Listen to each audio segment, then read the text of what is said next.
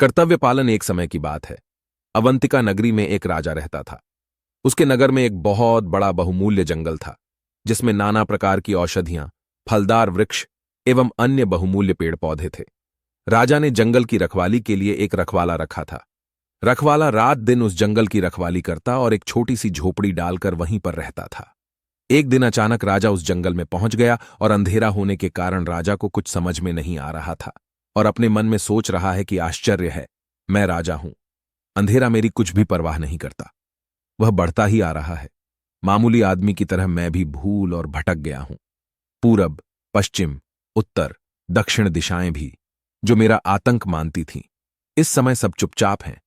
दरबार में बड़बड़कर बातें करने वाली मेरी बुद्धि इस समय नहीं बता सकती कि मैं किधर जाऊं। अचानक राजा किसी की आहट सुनता है कि कोई आ रहा है।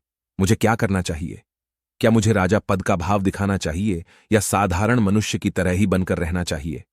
इतने में रखवाला राजा की समीप आ जाता है और कहता है, अच्छा, तो आज मैंने बदमाश को पकड़ ही लिया। कहो तुम कौन हो, कहां से आए हो, सच सच बताओ। अब तो मैं तुमको राजदरबार में पेश करके ही रहूंगा। राजा ने कहा, मैं बदमाश नहीं हूं, तुमको विश्वास दिलाता हूं।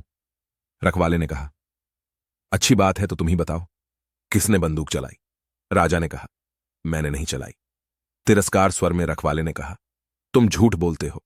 राजा ने कहा, मैं झूठ बोल रहा हूं। राजा अपने मन में सोचने लगा, कैसे दुख की बात है कि मैं राजा होकर के एक अपराधी की तरह सुन रहा हूं। राजा ने फिर कहा, हे मित्र, तुम मेरी बात का विश्वास करो, मैंने बंदूक नहीं चलाई। रखवाले ने कहा कि अच्छा, इधर आओ, तुमने राजा के एक हिरण को गोली मारी है। राजा कहता है, नहीं, सचमुच मैंने गोली नहीं, मेरी है। रखवाले ने कहा, मैं कैसे विश्वास करूं? आप अपना पूरा परिचय मुझे बताइए कि आप कौन हैं, कहां से आए हैं और यहां इतनी रात को क्यों आए हैं। रखवाले ने कहा कि तुम्हारा नाम क्या है, तुम कहां रहते हो, क्या करते हो, कहां से आए हो? इन प्रश्नों का उत्तर देने का राजा को अभ्यास नहीं था। राजा मन में सोच ही रहा था कि रखवाले ने कहा कि खैर, तुम उत्तर नहीं देना चाहते हो तो नहीं सही, मगर तुम जाना कहां चाहते हो? रखवाले ने कहा, वैसे मैं किसी आदमी को जिस पर शक कर लेता हूं, जब तक वह अपना पूरा परिचय नहीं दे देता है, तब तक मैं उसे नहीं जाने देता। तब राजा ने कहा, अच्छी बात है भाई, मुझे बड़ी खुशी हुई, मैं भी राजा का सेवक हूं, अगर तुम विश्वास करो तो। रखवाले ने कहा, नहीं, तुम विश्वास के पात्र नहीं हो। तब राजा ने कहा, मैं राजा के साथ इस जंगल में शिकार खेलने के लिए आया था और यहां राह भूल गया हूं। जंगल में मुझे रात हो गई और मैं घर से बहुत दूर पड़ गया हूं। रखवाले ने कहा, इसमें सच्चाई की कमी है। अगर तो तुम तुम्हारा शिकार को घोड़ा निकले थे। कहाँ है? घोड़ा था, थक कर गिर पड़ा, मैं उसे छोड़ दिया हूं। यदि मैं तुम्हारी बात का विश्वास ना करूं तो। राजा ने कहा, मैं झूठ नहीं बोलता हूं।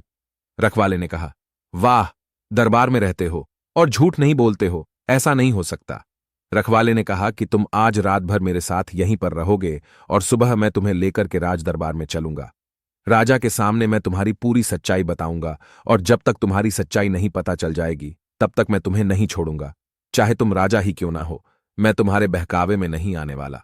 कुछ ही देर बाद कुछ सैनिक वहां पर राजा को ढूंढते हुए आ पहुंचे और सिपाहियों ने कहा कि महाराज जी, हमने सारा जंगल छान मारा, लेकिन आपका कहीं पता नहीं चला।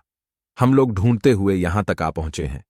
इतने में वह रखवाला ये सब बातें सुनकर के बोला, महाराज, मुझसे बहुत बड़ी भूल हो गई है, जो मैंने आपको नहीं पहचाना और मैंने आपको बुरा भला कह दिया, मुझे क्षमा कीजिए।